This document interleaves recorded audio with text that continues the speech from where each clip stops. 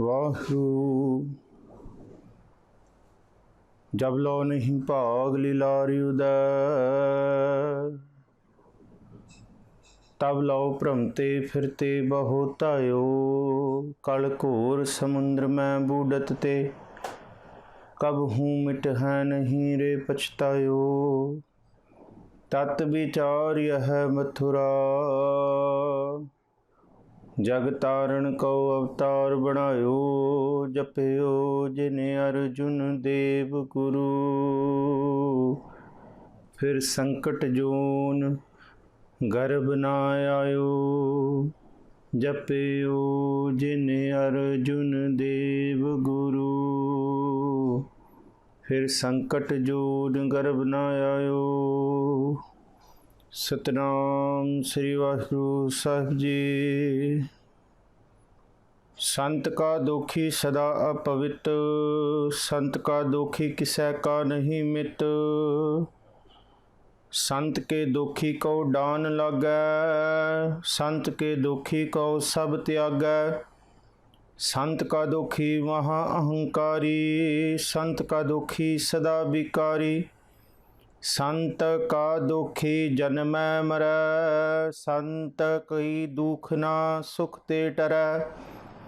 संत के दुखी को नाही ठाऊं, नानक संत भावै तां लय मिलाए। संत के दुखी को नाही ठाऊं, नानक संत भावै तां लय मिलाए। वाहिगुरु जी का खालसा, वाहिगुरु जी की फतेह। धन सतगुरु श्री गुरु ग्रंथ साहब महाराज जी की पावन मुकद्दस बाणी सुखमनी साहिब जी की विचार आप सरवण कर रहे हो जी। सतगुरु जी की अपार बख्शिश है। 13वीं अष्टपदी के चौथे पदी की विचार अज असी आरंभ करनी है। कल तक असी तीजे पदी की विचार संपूर्ण की सी, जिहदे विच सतगुरु जी ने जिहड़ा बंदगी करन वालियां दी निंदा करता है, जिहड़ा इबादत करन वालियां दी, जिन्हां दे हिरदे दे विच प्रभु दे गुण वसे होए ने, जिहड़े अंदरों जिनपट अंदर बाहर कुदड़ ते भले संसार तिन नेहो लगा रब सेती देखना विचार, जिन्हां दे अंदर प्रभु दा नहीं प्रभु दा प्यार लग चुका है। जे कोई उहदी निंदा करता है तो सतगुरु गुरु अर्जन साहब जी कहते हैं उहनूं किस तरह दीयां सज़ावां, किस तरह के दुख मिलते हैं, उहदा की हाल हुंदा है, वो किवें फिटकारिया जांदा है। उहदी विचार आपां पिछले दिनां तो विचार रहे सी। इस अष्टपदी दे नाल जिहड़ा सलोक लगदा है, उस सलोक दी जिहड़ी दूसरी तुक है, संत की निंदा नानका बहुर बहुर अवतार। बहुर बहुर अवतार तो भाव है कि बारंबार वो दुख पाउंदा है, आत्मक मौत मरदा है जिहड़ी बंदगी करन वालियां दी निंदा करदा है। ते सलोक दी पहली तुक है, संत शरण जो जन परै सो जन उदरन हार। इहदा भाव है कि जे संत भावे तां फिर वो निंदक भी मोख पा लैंदा है, वो निंदक भी गति परम गति की अवस्था नूं प्राप्त हो सकदा है। जिहड़ा संत दा साध दा सुभाव हुंदा है, हर जन राम नाम गुण गावै, जे को निंद करे हर जन की अपना गुण ना गवावै। जे कोई हरिजन की निंदा भी करता है, बंदगी करने वालियां की निंदा भी करता है, तो फिर जिहड़ा जिहदी निंदा हो रही है वो हरिजन अपना गुण नहीं गवाउंदा। उहदा गुण की है? उहदा गुण है कि वो निंदक नूं भी बख्श दिंदा है। उहदा गुण है कि वो निंदा सुन के अपनी उहदा मन बेचैन नहीं हुंदा, ना उस्ते सुन के उहदा मन फुलदा है, ते ना निंदा सुन के उहदा मन बेचैन हुंदा है। वो निंदा सुन के गुरु दे सन्मुख बैठ के बाणी पढ़दा है, गुरु दे कोलों झज लैंदा है, ते आप अंतशकरण दे विच वाचदा है कि शायद मेरे विच ये भुल्लां होणगीਆਂ तां कोई मैनूं कोई निंद रिहा। सो आओ जी आप असीस बख्शो। अज इस अष्टपदी दे अगले पदे दी विचार आपां सरवण करिए। सतगुरु जी मेहर करन, गज वज के आपां आखिए सारे सतनाम श्री वाहिगुरु। एक बारी फिर आखिए जी सतनाम श्री वाहिगुरु। संत का दुखी सदा पवित, संत का दुखी किसै का नहीं मित। ਜਿਹੜਾ ਬੰਦਗੀ ਕਰਨ ਵਾਲੇ ਹਰੀਜਨ ਨੇ, ਹਰ ਕੇ ਜਨ ਨੇ, ਗੁਰਮੁਖ ਪਿਆਰੇ ਨੇ, ਗੁਰਸਿੱਖ ਨੇ, ਸਾਧ ਜਨ ਨੇ, ਜਿਹੜੀ ਉਹਨਾਂ ਦੀ ਨਿੰਦਾ ਕਰਦਾ, ਉਹਨਾਂ ਬਾਰੇ ਕਬੂਲ ਬੋਲਦਾ, ਉਹਨਾਂ ਲਈ ਦੁੱਖ ਭਰੇ ਖਿਆਲ ਸੋਚਦਾ, ਉਹਨਾਂ ਦਾ ਦੁੱਖ ਕਰਦਾ, ਦੁੱਖ ਨਾ ਸੋਚਦਾ, ਉਹ ਸਦਾ ਹੀ ਅੰਦਰੋਂ ਅਪਵਿੱਤ ਰਹਿੰਦਾ, ਮੈਲਾ ਰਹਿੰਦਾ। ਜਿਹਨੂੰ ਸਾਹਿਬ ਜੀ ਦੀ ਬਾਣੀ ਇਹ ਕਹਿੰਦੀ ਹੈ ਕਿ ਹਾਲ ਇਹ ਹੈ, ਚੋਰਾਂ ਜਾਰਾਂ ਰੰਡੀਆਂ ਕੁੱਟੜੀਆਂ ਦੀ ਬਾਣ, ਵੇ ਦੀਨਾ ਕੀ ਦੋਸਤੀ ਵੇ ਦੀਨਾ ਕਾ ਖਾਨ। ਉਹਨਾਂ ਦਾ ਸੁਭਾਅ ਜਿਹੜਾ ਹੁੰਦਾ ਹੈ ਉਹ ਸੱਚਿਆਰਾਂ ਨਾਲ ਬਹਿਣ ਦਾ ਨਹੀਂ ਹੁੰਦਾ, ਉਹ ਕੂੜਿਆਰਾਂ ਤੇ ਨਿੰਦਕਾਂ ਦੇ ਨਾਲ ਹੀ ਬਹਿਣਾ ਹੁੰਦਾ ਹੈ। ਵੇ ਦੀਨਾ ਦਾ ਮਤਲਬ ਜਿਨ੍ਹਾਂ ਦੇ ਅੰਦਰ ਦੀਨ ਨਹੀਂ ਹੈ, ਜਿਨ੍ਹਾਂ ਦੇ ਅੰਦਰ ਧਰਮ ਨਹੀਂ ਹੈ, ਉਹਨਾਂ ਨਾਲ ਹੀ ਉਹਨਾਂ ਦਾ ਸੰਗ ਹੁੰਦਾ ਹੈ। ਵੇ ਦੀਨਾ ਕੀ ਦੋਸਤੀ ਵੇ ਦੀਨਾ ਕਾ ਖਾਣ, ਉਹਨਾਂ ਦੇ ਨਾਲ ਹੀ ਖਾਣ ਪੀਣ ਹੁੰਦਾ ਹੈ। ਸਿਫਤੀ ਸਾਰ ਨਾ ਜਾਣਨੀ ਸਦਾ ਵਸੈ ਸ਼ੈਤਾਨ। ਉਹਨਾਂ ਦੇ ਅੰਦਰ ਜਿਹੜੇ ਨਿੰਦਕ ਹੁੰਦੇ ਨੇ, ਸੰਤ ਜਨਾਂ ਦੇ ਜਿਹੜੇ ਨਿੰਦਕ ਹੁੰਦੇ ਨੇ ਬੰਦਗੀ ਕਰਨ ਵਾਲਿਆਂ ਦੇ, ਉਹਨਾਂ ਦੇ ਅੰਦਰ ਸਦਾ ਹੀ ਅਪਵਿੱਤਰ ਭਾਵ ਸ਼ੈਤਾਨ ਵਾਲੀ ਬਿਰਤੀ, ਮੈਲ ਵਾਲੀ ਬਿਰਤੀ ਹੁੰਦੀ ਹੈ। ਉਹਨਾਂ ਦਾ ਮਨ ਸਦਾ ਅਪਵਿੱਤ ਰਹਿੰਦਾ ਹੈ। ਸੰਤ ਕਾ ਦੁਖੀ ਕਿਸੇ ਕਾ ਨਹੀਂ ਮਿੱਤ। ਉਹਦੀ ਮਿੱਤਰਤਾ ਕਿਸੇ ਨੂੰ ਚੰਗੀ ਨਹੀਂ ਲੱਗਦੀ, ਕਿਉਂਕਿ ਉਹਦੀ ਮਿੱਤਰਤਾ ਦੇ ਪਿੱਛੇ ਸਿਰਫ ਔਰ ਸਿਰਫ ਅੰਦਰ ਦੀ ਗਰਜ਼ਾਂ ਲੁਕੀਆਂ ਹੋਈਆਂ ਨੇ। ਉਹਦੀ ਮਿੱਤਰਤਾ ਸਿਰਫ ਔਰ ਸਿਰਫ ਕਬੂਲ ਕਾਂ ਦੀ ਤਰ੍ਹਾਂ ਲਓ ਕਰਨਾ ਹੈ, ਕਾਂ ਦੀ ਤਰ੍ਹਾਂ ਸਿਰਫ ਔਰ ਸਿਰਫ ਬਿਸ਼ਟਾ ਦੇ ਵਿੱਚ ਮੂੰਹ ਮਾਰਨਾ ਹੈ। ਇਸ ਕਰਕੇ ਜ਼ਿਆਦਾਤਰ ਉਹਦਾ ਕੋਈ ਮਿੱਤਰ ਸੁਭਾਅ ਵਾਲਾ ਚੰਗੇ ਬੰਦੇ ਉਹਦੇ ਮਿੱਤਰਤਾ ਨਹੀਂ ਕਰਦੇ, ਭਾਵ ਕਿ ਉਹਦਾ ਕੋਈ ਅੰਤ ਵੇਲੇ ਸਾਥ ਨਹੀਂ ਹੁੰਦਾ। ਮਿੱਤਰ ਕਨੇਰੇ ਕਰ ਥਕੀ ਮੇਰਾ ਦੁੱਖ ਕਾਟੇ ਕੋਏ। ਪਰ ਅਸਲ ਦੇ ਵਿੱਚ ਜਿਹੜਾ ਮੁਕਤੀ ਦਾ ਮਾਰਗ ਹੈ, ਇਹ ਵਾਲਾ ਦੁੱਖ ਜਿਹੜਾ ਮੌਤ ਦਾ ਡਰ ਹੈ, ਇਹ ਵਾਲਾ ਜਿਹੜਾ ਦੁੱਖ ਹੈ, ਜਿਹੜਾ ਮੇਰੇ ਅੰਦਰ ਮਾਇਆ ਦੀ ਫਾਹੀ ਲੱਗੀ ਹੋਈ ਹੈ, ਇਹ ਵਾਲਾ ਦੁੱਖ ਹੈ। ਇਹ ਦੁੱਖ ਕਿਸ ਤਰ੍ਹਾਂ ਕੱਟਣ? ਦੁੱਖ ਵਿਛੋੜਾ, ਇੱਕ ਦੁੱਖ ਭੂਖ, ਇੱਕ ਦੁੱਖ ਸਖਤ ਵਾਰ ਜਮਦੂਤ, ਇੱਕ ਦੁੱਖ ਰੋਗ ਲਗੈ ਤਨ ਧਾਏ, ਵੈਦ ਨਾ ਭੋਲੇ ਦਾਰੂ ਲਾਏ। ਇਹਦੀ ਦਵਾ ਕਿਸੇ ਕੋਲ ਨਹੀਂ ਹੁੰਦੀ। ਜਿਹੜਾ ਅਸਲ ਦੇ ਵਿੱਚ ਪ੍ਰਭੂ ਮਿੱਤਰ ਹੈ ਕਿ ਸੁਣ ਯਾਰ ਹਮਾਰੇ ਸੱਜਣ, ਇੱਕ ਕਰੂੰ ਬੇਨੰਤੀਆ, ਤੂੰ ਮੇਰਾ ਯਾਰ ਹੈ, ਮਿੱਤਰ ਹੈ। ਸਤਿਗੁਰ ਮਿੱਤਰ ਮੇਰਾ ਬਾਲ ਸਖਾਈ, ਹਾਂ ਰਹਿ ਨਾ ਸਕਾਂ ਬਿਨ ਦੇਖੇ ਮੇਰੀ ਮਾਈ। ਪਰ ਜਿਹੜਾ ਨਿੰਦਾ ਕਰਨ ਵਾਲਾ ਹਰੀ ਜਾਂਦੀ, ਉਹਦਾ ਕੋਈ ਵੀ ਮਿੱਤ ਨਹੀਂ ਹੁੰਦਾ। ਕਿਸੇ ਕਾ ਨਹੀਂ ਮਿੱਤ, ਕਿਸੇ ਦਾ ਸੱਜਣ ਨਹੀਂ ਬਣਦਾ ਜੀ। ਸੰਤ ਕੇ ਦੋਖੀ ਕੋ ਡਾਨ ਲੱਗੈ, ਸੰਤ ਕੇ ਦੋਖੀ ਕੋ ਸਭ ਤਿਆਗੈ। ਜਿਹੜਾ ਬੰਦਗੀ ਕਰਨ ਵਾਲਿਆਂ ਦੀ ਨਿੰਦਾ ਕਰਦਾ, ਉਹਨੂੰ ਡਾਨ ਲੱਗਦਾ, ਉਹਨੂੰ ਦੁੱਖ ਲੱਗਦਾ। ਜਮ ਕੰਕੜ ਉਹਨੂੰ ਸਹਿਣਾ ਪੈਂਦਾ, ਜਮ ਡੰਡ ਉਹਦੇ ਸਿਰ ਤੇ ਪੈਂਦਾ। ਸਤਿਗੁਰੂ ਜੀ ਕਹਿੰਦੇ ਉਹਨੂੰ ਸਜ਼ਾ ਮਿਲਦੀ ਹੈ।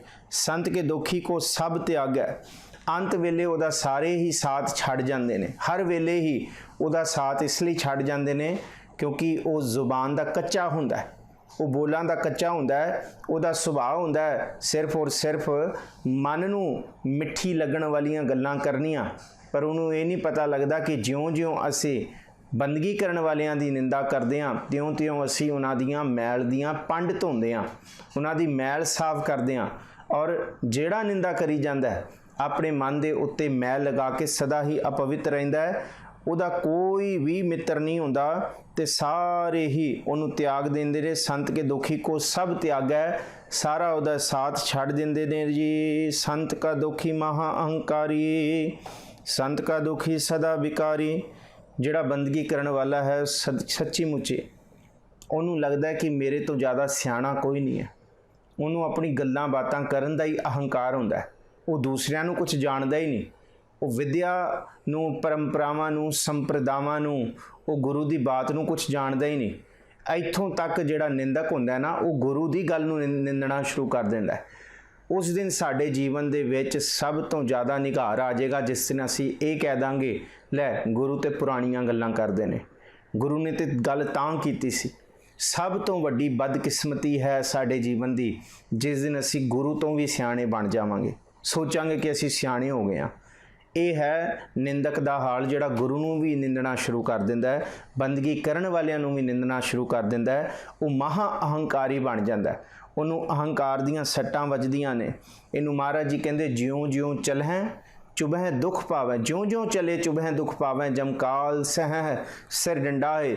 ਅਹੰਕਾਰ ਦਾ ਕੰਡਾ ਵੱਜਦਾ ਤੇ ਸਿਰ ਤੇ ਜਮ ਦਾ ਡੰਡ ਪੈਂਦਾ ਹੈ। ਸੰਤ ਕਾ ਦੁਖੀ ਸਦਾ ਵਿਕਾਰੀ, ਉਹ ਸਦਾ ਹੀ ਮੰਦੇ ਕਰਮ ਕਰਨ ਵਿੱਚ ਰੁੱਝਿਆ ਰਹਿੰਦਾ ਹੈ ਜੀ। ਸੰਤ ਕਾ ਦੁਖੀ ਜਨਮੈ ਮਰੈ, संत की दुख ना सुख ते टरै। ਜਿਹੜਾ ਬੰਦਗੀ ਕਰਨ ਵਾਲਿਆਂ ਦਾ ਦੁੱਖ ਹੀ ਨਿੰਦਕ ਹੁੰਦਾ ਹੈ, ਉਹ ਬਾਰ-ਬਾਰ ਆਤਮਿਕ ਮੌਤ ਜੰਮਦਾ ਤੇ ਮਰਦਾ ਹੈ, ਤੇ ਜੀਵਨ ਰੂਪ ਦੇ ਵਿੱਚ ਵੀ ਉਹ ਕਈ ਜੂਨੀਆਂ ਵਿੱਚ ਪੈਂਦਾ ਤੇ ਜਨਮਦਾ ਮਰਦਾ ਰਹਿੰਦਾ ਹੈ। ਸੰਤ ਕੀ ਦੁੱਖ ਨਾ ਸੁਖ ਤੇ ਟਰੈ। ਜਿਹੜਾ ਸੰਤ ਦਾ ਦੁਖੀ ਹੁੰਦਾ, ਬੰਦਗੀ ਕਰਨ ਵਾਲਿਆਂ ਦਾ ਦੁਖੀ ਹੁੰਦਾ ਹੈ, ਉਹ ਸੁਖ ਤੋਂ ਪਰਾਂ ਹੀ ਰਹਿੰਦਾ।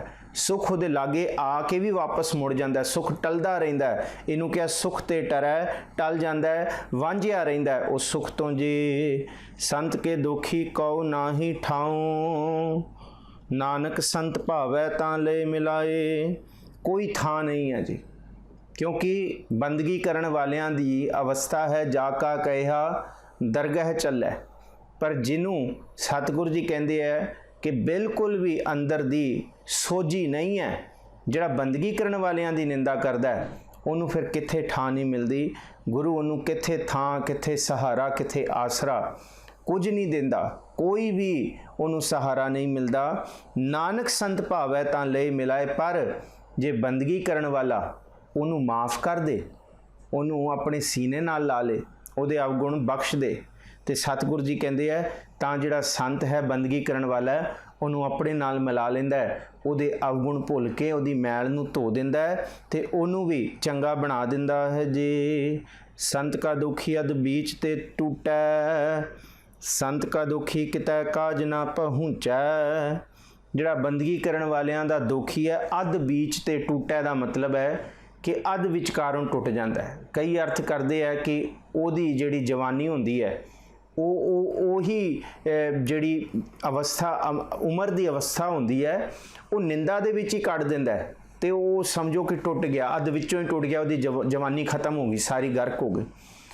ਅਧਿਆਤਮਿਕ ਤੌਰ 'ਤੇ ਇਹਦਾ ਅਰਥ ਭਾਈ ਵੀਰ ਸਿੰਘ ਕਰਦੇ ਹੈ ਕਿ ਉਹ ਸੁਰਤ ਕਰਕੇ ਟੁੱਟ ਜਾਂਦਾ ਹੈ, ਸੁਰਤ ਕਰਕੇ ਅੱਧ ਵਿੱਚੋਂ ਟੁੱਟ ਜਾਂਦਾ। ਉਹਦੀ ਸੁਰਤ ਕਦੀ ਵੀ ਬੰਦਗੀ ਕਰਨ ਦੇ ਵਿੱਚ ਨਹੀਂ ਜੁੜਦੀ। ਉਹ ਲੱਖ ਕੋਸ਼ਿਸ਼ਾਂ ਵੀ ਕਰੇ ਕਿ ਮੈਂ ਬੰਦਗੀ ਦੇ ਵਿੱਚ ਜੁੜ ਜਾਵਾਂ, ਪਰ ਉਹ ਵਿੱਚੋਂ ਟੁੱਟ ਜਾਂਦਾ ਹੈ, ਉਹ ਬੰਦਗੀ ਨਹੀਂ ਕਰ ਸਕਦਾ, ਉਹ ਰਹਿ ਜਾਂਦਾ ਹੈ, ਉਹ ਅੱਧੇ ਮਾਰਗ ਦੇ ਵਿੱਚ ਹੀ ਡਿੱਗ ਪੈਂਦਾ ਹੈ। ਸੰਤ ਕਾ ਦੁਖੀ ਕਿਤੈ ਕਾਜ ਨਾ ਪਹੁੰਚੈ। ਉਹਦਾ ਕੋਈ ਵੀ ਕੰਮ ਨੇਪਰੇ ਨਹੀਂ ਚੜ੍ਹਦਾ, ਸਿਰੇ ਨਹੀਂ ਚੜ੍ਹਦਾ। ਜਿਸ ਕੰਮ ਨੂੰ ਵੀ ਹੱਥ ਪਾਉਂਦਾ ਉਹ ਅਧੂਰਾ ਹੀ ਰਹਿੰਦਾ ਹੈ। ਜੀ ਸੰਤ ਕੇ ਦੁਖੀ ਕੋ ਉਦਿਆਨ ਭਰਮਾਈਐ, ਸੰਤ ਕਾ ਦੁਖੀ ਉਜੜ ਪਾਈਐ। ਉਦਿਆਨ ਦਾ ਮਤਲਬ ਹੈ ਜੀ ਸੰਘਣਾ ਜੰਗਲ, ਡਰਾਉਣਾ ਜੰਗਲ। ਜਿਹੜਾ ਬੰਦਗੀ ਕਰਨ ਵਾਲਿਆਂ ਦਾ ਦੁਖੀ ਹੈ, ਨਿੰਦਕ ਹੈ, ਉਹਦਾ ਜੀਵਨ ਇਉਂ ਸਮਝੋ ਕਿ ਜਿਸ ਤਰ੍ਹਾਂ ਉਹ ਉਦਿਆਨ ਜੰਗਲ ਦੇ ਵਿੱਚ ਭਟਕ ਰਿਹਾ, ਡਰਿਆ ਹੋਇਆ, ਸਹਿਮਿਆ ਹੋਇਆ। ਉਹਦਾ ਜੀਵਨ ਉਦਿਆਨ ਦੇ ਵਿੱਚ, ਜੰਗਲਾਂ ਦੇ ਵਿੱਚ ਖੁਆਰ ਹੋਣਾ, ਭਾਵ ਸਦਾ ਹੀ ਉਹ ਜੀਵਨ ਕਰਕੇ ਖੁਆਰ ਰਹਿੰਦਾ। ਸੰਤ ਕਾ ਦੁਖੀ ਉਜੜ ਪਾਈ ਹੈ, ਉਹ ਔੜਦੇ ਪੈ ਜਾਂਦਾ। ਉਜੜ ਦਾ ਮਤਲਬ ਪੁੱਠੇ ਮਾਰਗ ਪੈ ਜਾਂਦਾ, ਉਹ ਮਾੜੇ ਮਾਰਗ 'ਤੇ ਪੈ ਜਾਂਦਾ, ਉਹ ਚੰਗੇ ਮਾਰਗ ਤੋਂ ਟੁੱਟ ਜਾਂਦਾ ਹੈ। ਜੀ ਸੰਤ ਕਾ ਦੁਖੀ ਅੰਤਰ ਤੇ ਥੋਥਾ, ਜਿਉ ਸਾਸ ਬਿਨਾ ਮ੍ਰਿਤਕ ਕੀ ਲੋਥਾ। ਬੰਦਗੀ ਕਰਨ ਵਾਲਿਆਂ ਦਾ ਜਿਹੜਾ ਦੁਖੀ ਹੁੰਦਾ, ਅੰਤਰ ਤੇ ਥੋਤਾ ਦਾ ਮਤਲਬ ਹੈ ਕਿ ਜਿਹੜਾ ਉਹਦੀ ਜ਼ਿੰਦਗੀ ਦਾ ਆਧਾਰ ਹੁੰਦਾ ਹੈ, ਉਹ ਹੈ ਨਾਮ, ਜਿਹੜਾ ਸਾਨੂੰ ਅੰਦਰ ਭਰਦਾ ਹੈ, ਪਰ ਉਸ ਨਾਮ ਤੋਂ ਵਾਂਝਾ ਰਹਿੰਦਾ ਤੇ ਥੋਥਾ ਹੁੰਦਾ। ਬਾਹਰੋਂ ਭੇਖੀ ਹੁੰਦਾ, ਅੰਦਰੋਂ ਖਾਲੀ ਹੁੰਦਾ, ਬਾਹਰੋਂ ਦਿਖਾਵਾ ਹੁੰਦਾ, ਜਿਸ ਤਰ੍ਹਾਂ ਬਾਂਸ ਹੁੰਦਾ। ਸੰਤ ਕਾ ਦੁਖੀ ਅੰਤਰ ਤੇ ਥੋਥਾ। ਬਾਂਸ ਭਾਵੇਂ 100 ਸਾਲ ਵੀ ਚੰਦਨ ਦੇ ਲਾਗੇ ਰਹਿ ਲੇ, ਚੰਦਨ ਦੇ ਰੁੱਖ ਦੇ ਲਾਗੇ ਨਿੰਮ, ਟਾਲੀ, ਹੋਰ ਜਿਹੜੇ ਰੁੱਖ ਨੇ, ਪੋਪੂਲਰ ਵਰਗੇ ਵੀ ਹੋਰ ਵੀ ਜਿੰਨੇ ਰੁੱਖ ਨੇ, ਭਾਵੇਂ ਉਹ ਨਿੰਮ ਹੈ, ਟਾਲੀ ਹੈ, ਕਿੱਕਰ ਹੈ, ਭਾਵੇਂ ਕਈ ਤਰ੍ਹਾਂ ਦੇ ਅਖਰੋਟ ਦੇ ਵੀ ਰੁੱਖ ਨੇ, ਜਿਹੜੇ ਵੀ ਰੁੱਖ ਉਹਦੇ ਨਾਲ ਲੱਗੇ ਹੋਣ, ਅੱਕ ਦਾ ਵੀ ਰੁੱਖ ਖੁਸ਼ਬੂਦਾਰ ਹੋ ਜਾਂਦਾ। ਉਹ ਸਾਰੇ ਰੁੱਖਾਂ ਨੂੰ ਚੰਦਨ ਆਪਣੀ ਖੁਸ਼ਬੂ ਦੇ ਦਿੰਦਾ। ਪਰ ਬਦਕਿਸਮਤੀ ਹੈ, ਜਿਹੜਾ ਬਾਂਸ ਹੈ ਉਹ ਅੰਦਰੋਂ ਖੋਖਲਾ ਹੁੰਦਾ, ਉਹ 100 ਸਾਲ ਵੀ ਖਹਿੰਦਾ ਰਹੇ ਚੰਦਨ ਦੇ ਨਾਲ, ਤਾਂ ਵੀ ਉਹਦੇ ਅੰਦਰ ਖੁਸ਼ਬੂ ਨਹੀਂ ਜਾਂਦੀ। ਅੰਤਰ ਤੇ ਥੋਥਾ ਦਾ ਮਤਲਬ ਹੈ ਕਿ ਉਹ 100 ਵਾਰੀ ਗੁਣੀ ਜਨਾਂ ਦੇ ਨਾਲ ਵੀ ਬੈਠ ਜੇ, ਪਰ ਉਹਦੇ ਅੰਦਰ ਗੁਣ ਦਾ ਇੱਕ ਕਿਣਕਾ ਨਹੀਂ ਵਸਦਾ, ਉਹ ਬਿਲਕੁਲ ਅੰਦਰੋਂ ਖਾਲੀ ਰਹਿੰਦਾ ਹੈ। ਅੱਗੇ ਸਾਹਿਬ ਜੀ ਕਹਿੰਦੇ ਜਿਉਂ ਸਾਸ ਬਿਨਾ ਮ੍ਰਿਤਕ ਕੀ ਲੋਥਾ। ਜਿਸ ਤਰ੍ਹਾਂ ਜਿਉਂਦੇ ਜੀ ਸਰੀਰ ਤੇ ਉਹਦਾ ਤੁਰਦਾ ਫਿਰਦਾ, ਕਹਿੰਦੇ ਸਾਹ ਤੇ ਲੈਂਦਾ, ਪਰ ਉਹ ਜਿਉਂਦੇ ਜੀ ਮੁਰਦਾ ਹੈ। ਜਿਸ ਤਰ੍ਹਾਂ ਇੱਕ ਜ਼ਮੀਨ ਤੇ ਪਈ ਹੋਈ ਲਾਸ਼ ਜਿਹਦੇ ਅੰਦਰ ਆਤਮਾ ਨਹੀਂ ਹੁੰਦੀ ਨਾ, ਸਮਝੋ ਨਾਮ ਤੋਂ ਬਿਨਾ, ਬੰਦਗੀ ਤੋਂ ਬਿਨਾ ਬੰਦਾ ਇਸ ਤਰ੍ਹਾਂ ਤੁਰਿਆ ਫਿਰਦਾ ਜਿਸ ਤਰ੍ਹਾਂ ਜਿਉਂਦੇ ਜੀ ਮੁਰਦਾ ਤੁਰ ਰਿਹਾ ਹੈ ਜੀ। ਸੰਤ ਕੇ ਦੋਖੀ ਕੀ ਜੜ ਕਿਛ ਨਾਹੇ, ਆਪਨ ਬੀਜ ਆਪੇ ਹੀ ਖਾਹੇ। ਉਹਦੀ ਨੀਂਹ ਪੱਕੀ ਨਹੀਂ ਹੁੰਦੀ, ਉਹਦੀ ਜੜ ਪੱਕੀ ਨਹੀਂ ਹੁੰਦੀ, ਉਹਦਾ ਕੋਈ ਹੈਰੀਟੇਜ ਨਹੀਂ ਹੁੰਦਾ। ਨਿੰਦਕ ਦੀ ਕੋਈ ਲੈਗੇਸੀ ਨਹੀਂ ਹੁੰਦੀ, ਉਹ ਲੈਗੇਸੀ ਬਣਾ ਨਹੀਂ ਸਕਦਾ, ਉਹ ਪਰੰਪਰਾ ਚਲਾ ਨਹੀਂ ਸਕਦਾ। ਉਹ ਜਿੱਥੋਂ ਜੰਮਦਾ ਉੱਥੇ ਹੀ ਖ਼ਤਮ ਹੋ ਜਾਂਦਾ, ਉੱਥੇ ਹੀ ਖਾਕ ਹੋ ਜਾਂਦਾ। ਕੋਈ ਚੰਗਾ ਉਹ ਸਿਰਜ ਨਹੀਂ ਸਕਦਾ, ਕੋਈ ਚੰਗੇ ਸੁਪਨੇ ਉਹ ਬਣਾ ਨਹੀਂ ਸਕਦਾ, ਆਉਣ ਵਾਲੀ ਕਾਇਨਾਤ ਨੂੰ ਕੁਛ ਦੇ ਨਹੀਂ ਸਕਦਾ। ਜੜ ਹੋਏਗੀ ਤੇ ਪੇਡਾ ਬਣੇਗਾ, ਪੇਡਾ ਬਣੇਗਾ ਤੇ ਫੁੱਲ ਤੇ ਫਲ ਆਉਣਗੇ। ਉਹਦੀ ਜੜ ਹੀ ਨਹੀਂ ਰਹਿੰਦੀ, ਉਹਦੀ ਜੜ ਹੀ ਨਾਸ਼ ਹੋ ਜਾਂਦੀ ਹੈ। ਨਿੰਦਾ ਕਰ ਕਰਕੇ ਉਹਦਾ ਕੱਖ ਨਹੀਂ ਰਹਿੰਦਾ। ਉਹਦੀ ਕਮਾਈ ਤੇ ਸਿਮਰਨ ਕੁਝ ਨਹੀਂ ਹੁੰਦਾ, ਉਹਦੀ ਪੱਕੀ ਨਹੀਂ ਹੁੰਦੀ। ਉਹ ਪੱਕੀ ਨੀਂਹ ਨਹੀਂ ਹੁੰਦੀ, ਉਹ ਕੱਚਾ ਹੀ ਹੁੰਦਾ, ਸਦਾ ਹੀ ਕੱਚਾ ਰਹਿੰਦਾ। ਮਹਾਰਾਜ ਜੀ ਕਹਿੰਦੇ ਨਾਨਕ ਕੱਚੜਿਆਂ ਸਿਉ ਤੋੜ, ਇਹਨਾਂ ਨਿੰਦਕਾਂ ਦੇ ਨਾਲ ਤੂੰ ਤੋੜ ਦੇ, ਕਿਉਂਕਿ ਇਹਨਾਂ ਕੂੜਿਆਰਾਂ ਦੀ ਸੰਗਤ ਦੇ ਵਿੱਚ ਤੇਰੇ ਮਨ ਤੇ ਵੀ ਮੈਲ ਲੱਗ ਜਾਏਗੀ। ਸੰਤ ਕੇ ਦੋਖੀ ਕੀ ਜੜ ਕਛ ਨਾ ਹੈ, ਆਪਨ ਬੀਜ ਆਪੇ ਹੀ ਖਾਹੇ। ਆਪਣਾ ਬੀਜਿਆ ਹੋਇਆ ਬੀਜ ਉਹ ਆਪ ਹੀ ਖਾਂਦੇ ਆ। ਮਹਾਰਾਜ ਜੀ ਕਹਿੰਦੇ ਆ ਇਹੀ ਇਸ ਧਰਤੀ ਦਾ ਨਿਆਉ ਹੈ, ਇਹੀ ਧਰਮ ਦਾ ਨਿਆਉ ਹੈ ਕਿ ਆਪੇ ਬੀਜ ਆਪੇ ਹੀ ਖਾਓ। ਜਿਹੜਾ ਬੀਜ ਬੋਇਆ ਉਹ ਕਰਮਾ ਸੰਦੜਾ ਖੇਤ ਹੈ, ਉਹੀ ਸਾਹਮਣੇ ਆਉਂਦਾ ਜੋ ਬੀਜਿਆ ਹੁੰਦਾ ਹੈ ਜੀ। ਸੰਤ ਕੇ ਦੋਖੀ ਕਉ ਅਵਰ ਨਾ ਰੱਖਨ ਹਾਰ, ਨਾਨਕ ਸੰਤ ਭਾਵੈ ਤਾਂ ਲੈ ਉਬਾਰ। ਸੱਚਾਈ ਇਹ ਹੈ ਕਿ ਕੋਈ ਹੋਰ ਸੰਤਨ ਬੰਦਗੀ ਕਰਨ ਵਾਲਿਆਂ, ਸੰਤਾਂ ਦੀ ਨਿੰਦਾ ਕਰਨ ਵਾਲਿਆਂ ਨੂੰ ਬਚਾ ਨਹੀਂ ਸਕਦਾ, ਕੋਈ ਵੀ ਬਚਾ ਨਹੀਂ ਸਕਦਾ। ਕੋਈ ਨਾ ਰਾਖਣ ਹਾਰ, ਕੋਈ ਵੀ ਉਹਨਾਂ ਨੂੰ ਸੱਚੇ ਮਾਰਗ ਤੇ ਤੋਰ ਨਹੀਂ ਸਕਦਾ, ਕੋਈ ਵੀ ਉਹਨਾਂ ਨੂੰ ਅੰਤ ਵੇਲੇ ਦੀ ਦੁੱਖਨਾ ਤੋਂ ਜਾਂ ਦੁਨੀਆ ਦੇ ਦੁੱਖ ਕਲੇਸ਼ਾਂ ਤੋਂ ਬਚਾ ਨਹੀਂ ਸਕਦਾ। ਇਹਨੂੰ ਮਹਾਰਾਜ ਜੀ ਕਹਿੰਦੇ ਆ ਸੰਤ ਕੇ ਦੋਖੀ ਕੋ ਅਵਰ ਨਾ ਰਾਖਨ ਹਾਰ, ਕੋਈ ਰਾਖ ਨਹੀਂ ਸਕਦਾ। ਨਾਨਕ ਸੰਤ ਭਾਵੈ ਤਾਂ ਲੈ ਉਬਾਰ। ਪਰ ਜੇ ਬੰਦਗੀ ਕਰਨ ਵਾਲਾ ਹੀ ਚਾਹੇ ਕਿ ਇਹ ਬਖਸ਼ਿਆ ਜਾਏ, ਤੇ ਫਿਰ ਜੇ ਸੰਤ ਭਾਵੇ ਬੰਦਗੀ ਵਾਲਾ ਚਾਹੇ ਤੇ ਉਹਨੂੰ ਫਿਰ ਦੁੱਖਾਂ ਤੋਂ ਬਚਾ ਲੈਂਦਾ ਹੈ ਜੀ। ਸੰਤ ਕਾ ਦੋਖੀ ਓਂ ਬਿਲ ਲਾਏ, ਜਿਉਂ ਜਲ ਬਿਹੂਨ ਮਛਲੀ ਤੜਫੜਾਏ। ਜਿਹੜਾ ਬੰਦਗੀ ਕਰਨ ਵਾਲਿਆਂ ਦਾ ਦੋਖੀ ਹੈ ਇਉਂ ਤੜਫਦਾ ਜਿਸ ਤਰ੍ਹਾਂ ਪਾਣੀ ਤੋਂ ਬਿਨਾਂ ਮਛਲੀ ਤੜਫੜਦੀ ਹੈ। ਪਾਣੀ ਤੋਂ ਬਿਨਾਂ ਮਛਲੀ ਬਿਲਕੁਲ ਮਰੀ ਹੋਈ ਹੈ, ਮੌਤ ਵੱਲ ਤੁਰੀ ਜਾਂਦੀ ਹੈ। ਨਾਮ ਤੋਂ ਬਿਨਾਂ, ਬੰਦਗੀ ਤੋਂ ਬਿਨਾਂ, ਚੰਗੇ ਗੁਣਾਂ ਤੋਂ ਬਿਨਾਂ ਮਨੁੱਖ ਦੀ ਇਹ ਹਾਲਤ ਹੈ ਜਿਸ ਤਰ੍ਹਾਂ ਪਾਣੀ ਤੋਂ ਬਿਨਾਂ ਮਛਲੀ ਦੀ ਉਹ ਸਦਾ ਹੀ ਤੜਫਦਾ ਰਹਿੰਦਾ, ਸਦਾ ਹੀ ਉਹਦੇ ਅੰਦਰ ਉਜੜ ਪਿਆ ਰਹਿੰਦਾ, ਸਦਾ ਹੀ ਉਹਦੇ ਅੰਦਰ ਕਲੇਸ਼ ਰਹਿੰਦੇ ਨੇ ਜੀ। ਸੰਤ ਕਾ ਦੁਖੀ ਭੂਖਾ ਨਹੀਂ ਰਾਜੈ, ਜਿਉਂ ਪਾਵਕ ਈਂਧਨ ਨਹੀਂ ਧਰਾਪੈ। ਬੰਦਗੀ ਕਰਨ ਵਾਲਿਆਂ ਦੀ ਜਿਹੜਾ ਦੋਖੀ ਹੁੰਦਾ ਉਹ ਕਦੀ ਵੀ ਤ੍ਰਿਸ਼ਨਾ ਤੋਂ ਰੱਜਦਾ ਨਹੀਂ ਹੈ, ਕਦੀ ਵੀ ਪਦਾਰਥਾਂ ਤੋਂ ਉਹਦੀ ਤ੍ਰਿਸ਼ਨਾ ਅੰਦਰੋਂ ਰੱਜ ਨਹੀਂ ਦੇ ਸਕਦੀ। ਉਹ ਸਦਾ ਹੀ ਭੁੱਖਾ ਰਹਿੰਦਾ, ਉਹਦੀਆਂ ਅੱਖਾਂ ਭੁੱਖੀਆਂ, ਉਹਦਾ ਅੰਦਰ ਭੁੱਖਾ, ਉਹਦੀ ਜ਼ੁਬਾਨ ਭੁੱਖੀ, ਅੰਦਰੋਂ ਸਦਾ ਹੀ ਤ੍ਰਿਸ਼ਨਾ ਰਹਿੰਦੀ ਹੈ, ਉਹ ਰੱਜ ਨਹੀਂ ਸਕਦਾ। ਜਿਉਂ ਪਾਵਕ ਈਂਧਨ ਨਹੀਂ ਧਰਾਪੈ। ਪਾਵਕ ਕਹਿੰਦੇ ਅੱਗ, ਈਂਧਨ ਕਹਿੰਦੇ ਲੱਕੜਾਂ। ਜਿਸ ਤਰ੍ਹਾਂ ਅੱਗ ਕਦੀ ਲੱਕੜਾਂ ਤੋਂ ਨਹੀਂ ਰੱਜਦੀ, ਜਿੰਨੀਆਂ ਮਰਜ਼ੀਆਂ ਲੱਕੜਾਂ ਪਾ ਦਿਓ ਅੱਗ ਇਹ ਨਹੀਂ ਕਹੇਗੀ ਮੈਂ ਰੱਜ ਗਈ ਹਾਂ। ਇਸ ਤਰ੍ਹਾਂ ਜਿਹੜਾ ਨਿੰਦਕ ਹੈਗਾ ਨਾ ਉਹ ਕਦੀ ਤ੍ਰਿਸ਼ਨਾ ਵੱਲੋਂ ਰੱਜ ਨਹੀਂ ਸਕਦਾ। ਵਿਖਿਆ ਮੈਂ ਕਿਨਹੀ ਗਤ ਨਾ ਪਾਈ, ਜਿਉਂ ਪਾਵਕ ਈਂਧਨ ਨਹੀਂ ਧਰਾਪੈ, ਬਿਨ ਹਰ ਕਹਾਂ ਅਗਾਈ। ਜਿਉਂ ਪਾਵਕ ਈਂਧਨ ਨਹੀਂ ਧਰਾਪੈ, ਜਿਸ ਤਰ੍ਹਾਂ ਅੰਦਰ ਜਿੰਨਾ ਮਰਜ਼ੀ ਬਾਲਣ ਹੋਏ ਤੰਦੂਰ ਦੇ ਤੇ ਅੱਗ ਕਦੀ ਨਹੀਂ ਰੱਜੇਗੀ, ਅੱਗ ਸਭ ਕੁਝ ਸਾੜਦੀ ਜਾਏਗੀ। ਇਸ ਤਰ੍ਹਾਂ ਸਰੀਰ ਦੇ ਅੰਦਰ ਜਿਹੜੀ ਤ੍ਰਿਸ਼ਨਾ ਹੈ ਉਹ ਸਾਰੇ ਆਤਮਕ ਗੁਣ ਸਾੜ ਦਿੰਦੀ ਹੈ, ਸਭ ਕੁਝ ਖਤਮ ਕਰ ਦਿੰਦੀ ਹੈ। ਖਤਮ ਕਰਕੇ ਵੀ ਤ੍ਰਿਸ਼ਨਾ ਦੀ ਅੱਗ ਕਦੇ ਰੱਜਦੀ ਨਹੀਂ ਹੈ, ਉਹ ਸਭ ਕੁਝ ਹੀ ਅੰਦਰ ਈਰਖਾ ਉਹਦੇ ਚਲਦੀ ਰਹਿੰਦੀ ਹੈ ਜੀ। ਸੰਤ ਕਾ ਦੁਖੀ ਛੁਟਾਏ ਕੇਲਾ, ਜਿਉਂ ਬੁਆੜ ਤਿਲ ਖੇਤ ਮਾਹੇ ਦੁਹੇਲਾ। ਜਿਹੜਾ ਬੰਦਗੀ ਕਰਨ ਵਾਲਿਆਂ ਦਾ ਦੋਖੀ ਹੈ ਉਹ ਇਕੱਲਾ ਹੀ ਰਹਿ ਜਾਂਦਾ ਹੈ, ਛੁਟਿਆ ਇਕੇਲਾ। ਕਿਸ ਤਰ੍ਹਾਂ ਇਕੱਲਾ ਰਹਿ ਜਾਂਦਾ ਹੈ? ਜਿਉਂ ਬੁਆੜ ਤਿਲ ਖੇਤ ਮਾਹੇ ਦੁਹੇਲਾ। ਕਹਿੰਦੇ ਜਿਸ ਤਰ੍ਹਾਂ ਤਿਲ ਦੇ ਖੇਤ ਦੇ ਵਿੱਚ ਜਿੱਥੇ ਤਿਲ ਦੀ ਖੇਤੀ ਹੁੰਦੀ ਹੈ, ਬੁਆੜ ਮਾਹੇ, ਜਿਉਂ ਬੁਆੜ ਤਿਲ ਖੇਤ ਮਾਹੇ ਦੁਹੇਲਾ। ਜਿਸ ਤਰ੍ਹਾਂ ਜਦ ਤਿਲ ਦੀ ਫਸਲ ਪੱਕ ਜਾਂਦੀ ਹੈ, ਕਿਸਾਨ ਖੇਤੀ ਨੂੰ ਵੱਢਣ ਆਉਂਦਾ ਹੈ, ਤਿਲ ਦੇ ਉਹਨਾਂ ਹੀ ਸਿੱਟਿਆਂ ਨੂੰ ਵੱਢਦਾ ਜਿਨ੍ਹਾਂ ਸਿੱਟਿਆਂ ਵਿੱਚ ਤਿਲ ਦਾ ਦਾਣਾ ਹੁੰਦਾ ਹੈ। किरसान नूं वेखदे ही पता लग जाता है किहड़े तिल दे अंदर दाना है ते किहड़े सिट्टे दे अंदर दाना नहीं है। जिस सिट्टे दे अंदर दाना नहीं हुंदा किरसान उहनूं वढ के नहीं लैके जांदा, जिहदे अंदर दाना हुंदा किरसान उहनूं वढ के अपने सिर ते चक के लैके जांदा है। हुण ये हाल है संत का दुखी छुटै अकेला, जिस तरह ज्यों बुआड़ तिल खेत माह दुहेला, जिस तरह पूरे वड्डे खेतां 'ਚ सारी तिल दी फसल वड्डी जाती है पर वो सिट्टे नहीं वड्डे जाते जिन्हां दे अंदर दाना नहीं हुंदा, वो कल्ले ही रह जाते हैं खेतां विच खड़े हुए।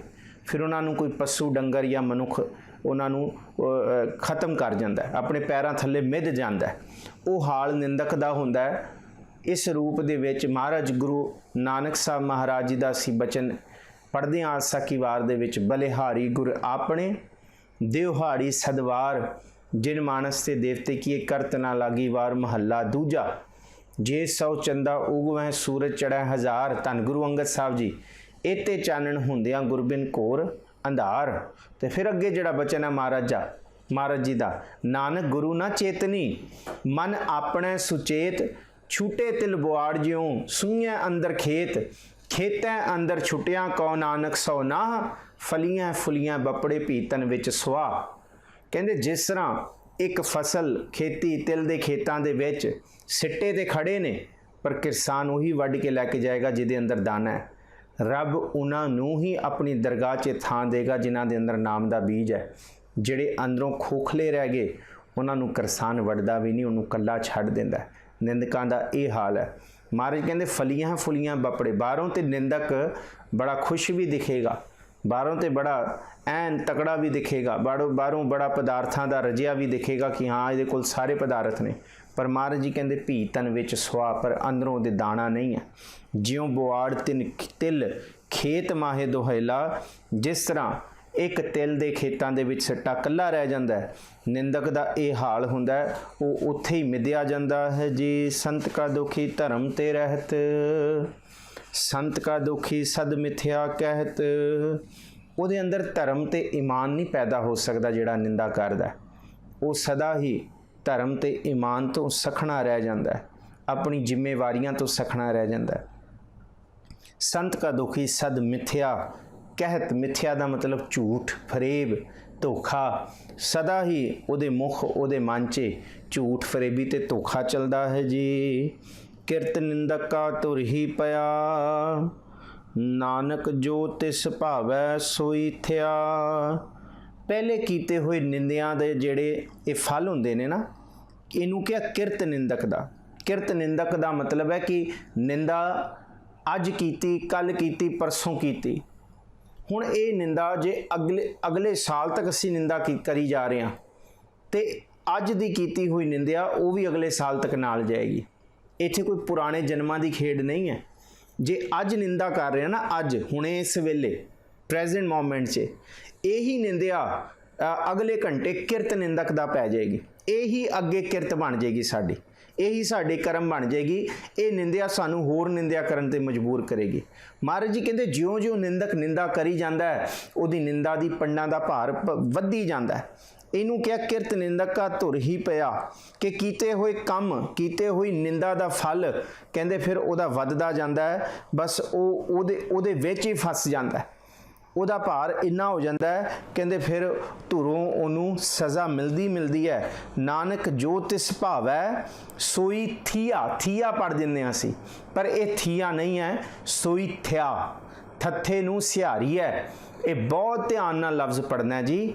नानक जो तिस भावै सोई थिया, थत्थे नूं जे बिहारी हुंदी वड्डी ई दी मात्रा ते लफ्ज़ थिया बनना सी, पर ये सोई थिया, इत्थे थिया है तो थिया ही उच्चारण होएगा जी।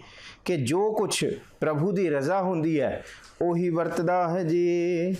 संत का दुखी बिगड़ रूप होए जाए, संत के दुखी को दरगाह मिला सजाए। उहदा रूप विगड़ जाता है, वह भ्रिष्टिया जाता है, मुख शाही हो जाती है, मुख तो लाली खत्म हो जाती है।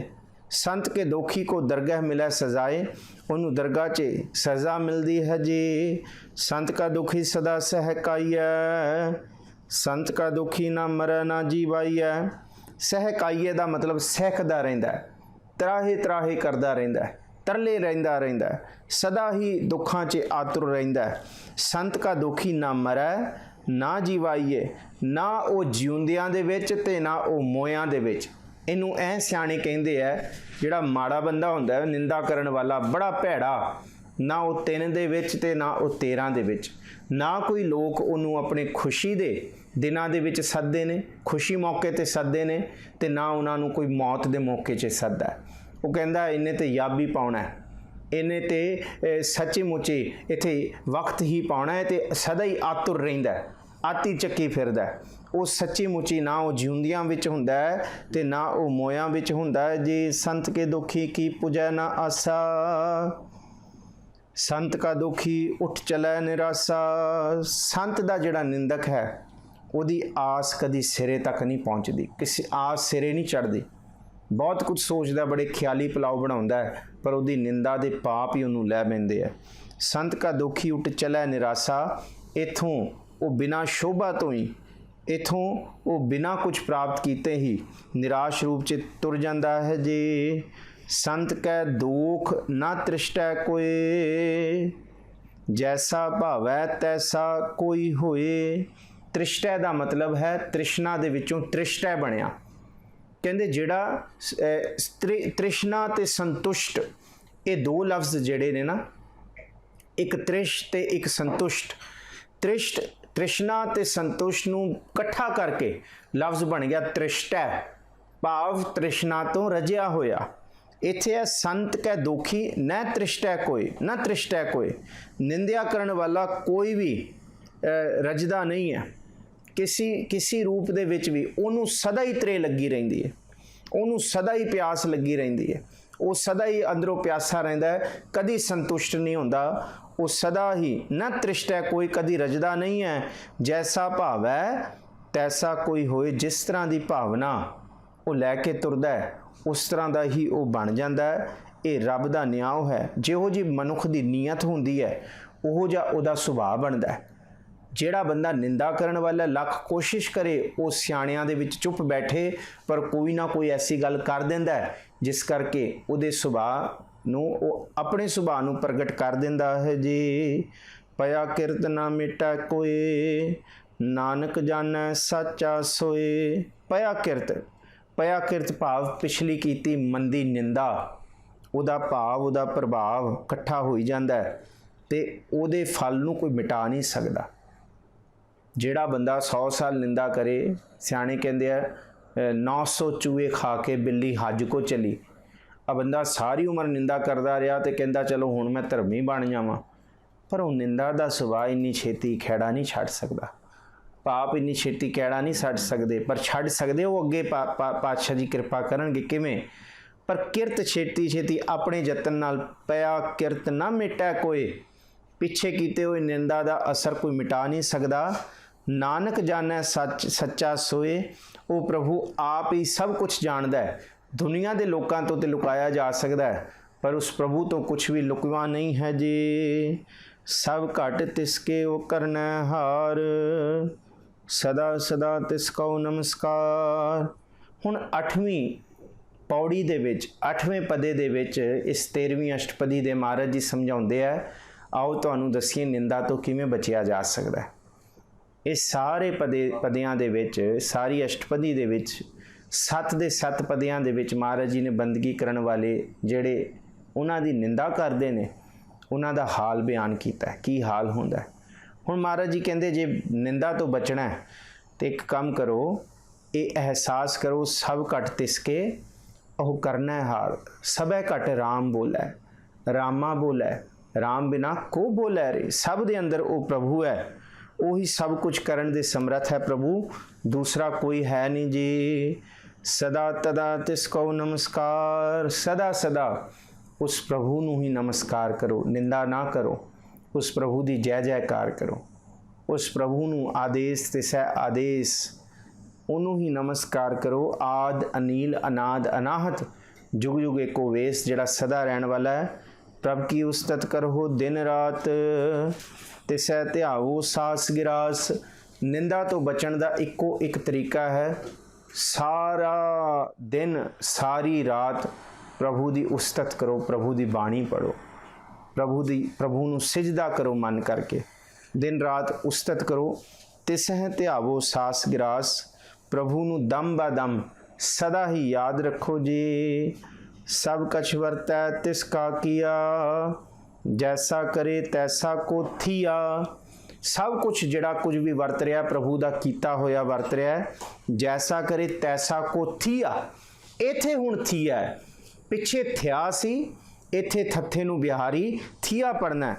उही कुछ होंदा है जो कुछ प्रभु जीवां पासों कराउंदा है, जो कुछ प्रभु जीवां नूं बढ़ाउंदा है, जीव उही बनदा है जी। अपना खेल आप करना है हार, दूसर कौन कह विचार। सच्चाई ये है कि किसी नूं निंदा विच लाया, किसी नूं सतगुरु जी ने उस्तत विच लाया।